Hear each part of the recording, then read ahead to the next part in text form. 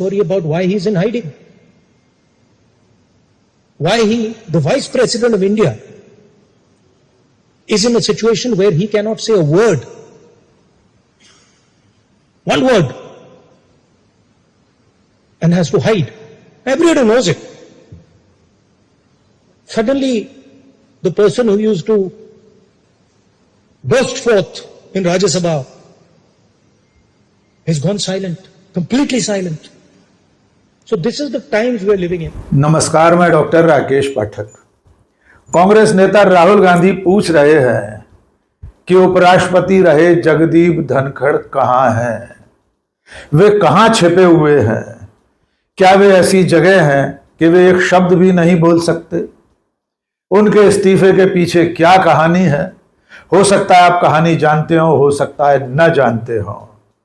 और राहुल गांधी ये भी कह रहे हैं कि हम एक ऐसे समय में हैं जब उपराष्ट्रपति जैसा व्यक्ति भी एक शब्द नहीं बोल सकता।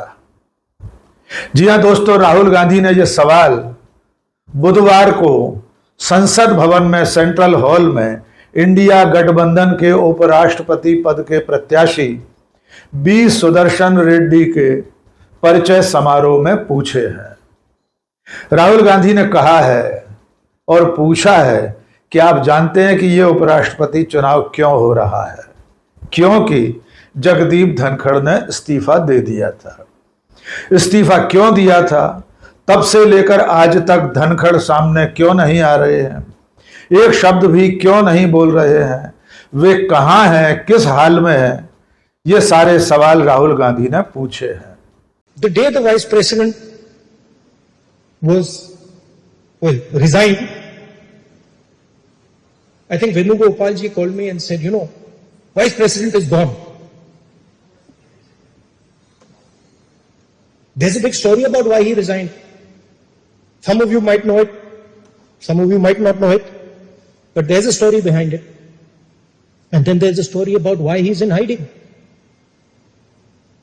Why the Vice President of India, is in a situation where he cannot say a word,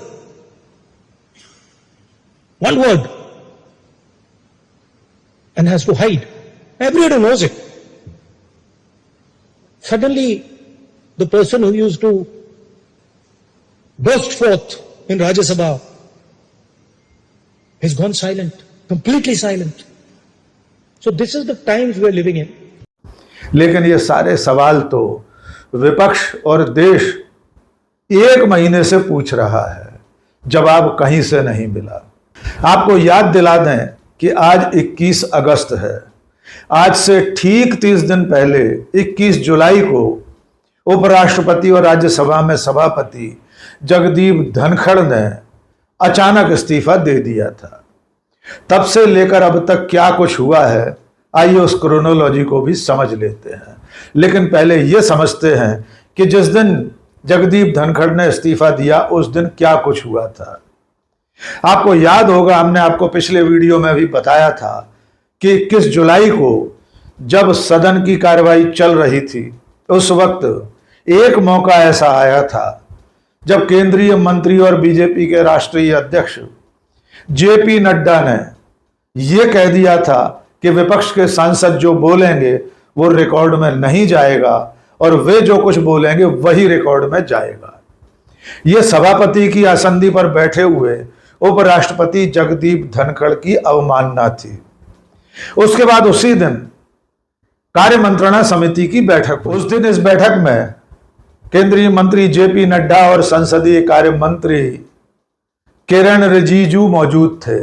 इसके अलावा विपक्ष के सांसद भी थे। बैठक में कामकाज की बात पूरी नहीं हो पाई तो उसी शाम 5:30 बजे दोबारा बैठक आहूत की गई थी।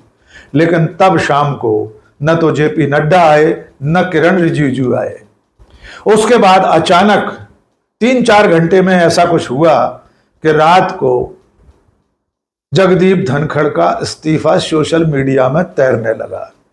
उन्होंने अपने एक्स अकाउंट पर अपने इस्तीफे की चिट्ठी साझा कर दी। उसके बाद पूरे देश में सनसनी फैल गई थी कि अचानक ऐसा क्या हुआ कि उपराष्ट्रपति जगदीप धनखड़ को इस्तीफा देना पड़ा। इसके पीछे के तमाम कारणों के बारे में कयास लगाए जाते रहते हैं, जैसे हाई कोर्ट के जज यशवंत वर्मा के खिलाफ महाभियोग के प्रस्ताव को मंजूर कर लेना। इसके अलावा राजनीतिक गलियारों में इस तरह की भी अटकलबाजियां चलती रहती हैं कि जगदीप धनखड़ विपक्ष के नेताओं के साथ अपनी नजदीकियां बढ़ा रहे थे, यानी नरेंद्र मोदी और उनकी सरकार के खिलाफ जगदीप धनखड़ कुछ ना कुछ कर रहे थे। लेकिन उसके बाद क्या हुआ, यह भी याद कर लीजिए। जगदीप धनखड़ ने अपने इस्तीफे में स्वास्थ्य कारणों और डॉक्टर्स की सलाह को मूल आधार बताया था, यानी उन्होंने लिखा था कि उनका स्वास्थ्य ठीक नहीं है, डॉक्टर्स ने उन्हें आराम की सलाह दी है, इसलिए वे त्यागपत्र दे रहे हैं। उनके इस्तीफे पर प्रधानमंत्री नरेंद्र मोदी ने 2.5 लाइन का 2 टके का एक ट्वीट किया था, जिसमें उन्हें मिले दायित्वों का जिक्र किया और उनके शीघ्र स्वस्थ होने की कामना की। लेकिन उसके बाद से आज तक भारतीय जनता पार्टी का कोई नेता, नरेंद्र मोदी सरकार का कोई पदाधिकारी जगदीप धनखड़ के स्वास्थ्य की जानकारी लेने उन तक नहीं पहुंचा है। यहां तक कि उनके स्वास्थ्य लाभ की कामना के लिए भारतीय जनता पार्टी के नेताओं ने, मंत्रियों ने 1 लाइन का ट्वीट नहीं किया। उसके बाद जो हुआ वो इससे भी ज्यादा चौंकाने वाली बात थी। सरकार ने उपराष्ट्रपति जैसे पद से इस्तीफा देने वाले जगदीप धनखड़ के लिए किसी तरह का कोई विदाई समारोह और राज्यसभा में विदाई भाषण आयोजित नहीं होने दिया। सरकार की तरफ से साफ इशारा किया गया कि जगदीप धनखड़ को कोई फेयरवेल पार्टी नहीं दी जाएगी, उनकी कोई फेयरवेल स्पीच नहीं होगी। आजाद भारत के इतिहास में ऐसा पहली बार हुआ कि किसी उपराष्ट्रपति को न तो विदाई दी गई, न उसका विदाई भाषण हुआ। इसीलिए सरकार के इस रवैये को देखते हुए विपक्ष के लोगों में जगदीप धनखड़ को लेकर चिंता फैलने लगी। सबसे पहले राज्यसभा में सांसद और जाने माने वकील कपिल सिब्बल ने बाकायदा प्रेस कॉन्फ्रेंस करके पूछा कि आखिर जगदीप धनखड़ कहाँ है। उन्होंने कहा कि देश के गृह मंत्री को और गृह मंत्रालय को तो मालूम होना चाहिए कि उपराष्ट्रपति रहा व्यक्ति कहाँ है, वे सामने क्यों नहीं आ पा रहे हैं, उनसे संपर्क क्यों नहीं हो रहा। इसके अलावा उन्होंने ये भी कहा था कि क्या जगदीप धनखड़ को कुछ भी कहने से, बोलने से रोक दिया गया है।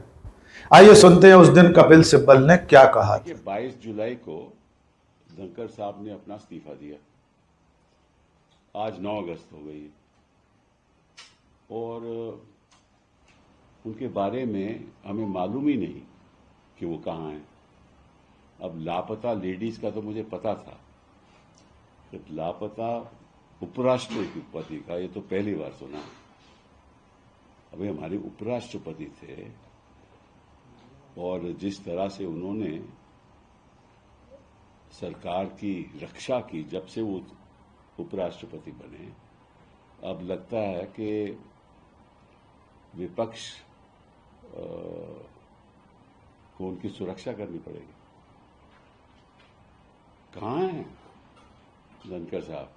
मैंने खुद पहले दिन उनको फोन किया था, उनके पीएस ने उठाया फोन, कहा कि वो आराम कर रहे हैं। उसके बाद कोई फोन उठाता ही नहीं है। तो अब क्या करें, हेबियस कॉर्पस फाइल करें, क्या करें? इस बात की जानकारी तो होम मिनिस्ट्री को होगी ना। तो अमित शाह जी को एक बयान देना चाहिए, पब्लिक बयान, कि कहाँ हैं, क्योंकि आपको मालूम है उनकी तबीयत भी ठीक नहीं थी। तो ऐसा तो नहीं कि कहीं वो इलाज करवा रहे हैं, कहाँ हैं, उनके कोई परिवार के लोगों ने भी नहीं कुछ कहा। तो इशू क्या है? ऐसी बातें तो हमने दूसरे देशों में सुना था कि पता नहीं चला। अब हिंदुस्तान तो एक लोकतंत्र देश है ना,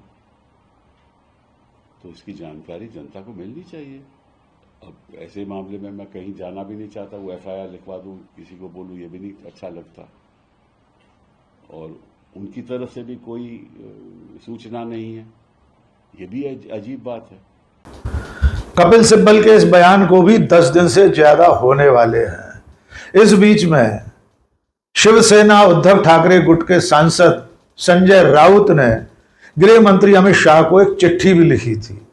उसमें संजय राउत ने पूछा था कि उपराष्ट्रपति कहाँ हैं, उनकी तबीयत कैसी है, देश ये जानना चाहता है। गृह मंत्री कृपा करके एक बयान जारी करें और देश को बताएं कि उपराष्ट्रपति किस हाल में है।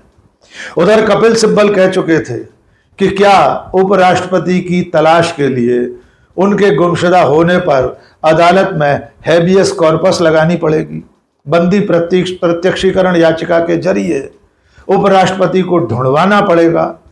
क्या थाने में जाकर रपट लिखानी पड़ेगी। लेकिन इसके बावजूद मोदी सरकार, केंद्रीय गृह मंत्रालय ने अब तक जगदीप धनखड़ की गुमशुदगी को लेकर अपनी तरफ से कोई स्पष्टीकरण नहीं दिया है। इस बीच में कुछ दिनों पहले दक्षिण भारत के एक टेलीविजन चैनल ने यह खबर चलाई थी कि जगदीप धनखड़ की प्रधानमंत्री से कोई गुप्त मुलाकात हुई है, लेकिन उसकी भी कोई पुष्टि नहीं हुई। और अब ठीक 30 दिन बीतते बीतते कांग्रेस नेता राहुल गांधी का यह सवाल कि उपराष्ट्रपति कहां छिपे हैं, उन्हें एक भी शब्द बोलने क्यों नहीं दिया जा रहा, वे एक भी शब्द क्यों नहीं बोल सकते हैं।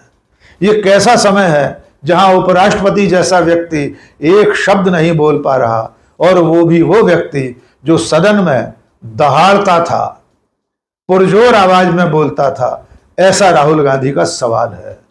तो ये देश भी ये सवाल पूछ रहा है कि जगदीप धनखड़ कहां किसकी कैद में है, कहां नजरबंद है। आखिर कौन है जो नहीं चाहता कि जगदीप धनखड़ सामने आए, एक शब्द बोलें, अपने इस्तीफे की वजह बताएं, अपनी सेहत, अपनी तबीयत के बारे में देश के सामने जानकारी साझा करें और देश को बताएं कि वे पूरी तरह कुशल क्षेम से हैं, उनकी तबीयत ठीक है, और अगर वे अस्वस्थ हैं तो उनका इलाज कहाँ चल रहा है, उन्हें क्या हुआ है, और ऐसा क्या है जिसे बोलने से किसी ने उन्हें रोका हुआ है। तो अब जो हालात हैं उससे ऐसा लगने लगा है कि जगदीप धनखड़ निश्चित तौर पर कहीं ना कहीं किसी की कैद में है, किसी की नज़रबंदी में है, और किसकी कैद में हो सकते हैं, ये सवाल आप खुद अपने आप से पूछिए। जवाब बहुत आसान है। आज के इस वीडियो में बस इतना ही। बहुत बहुत शुक्रिया। जय हिंद।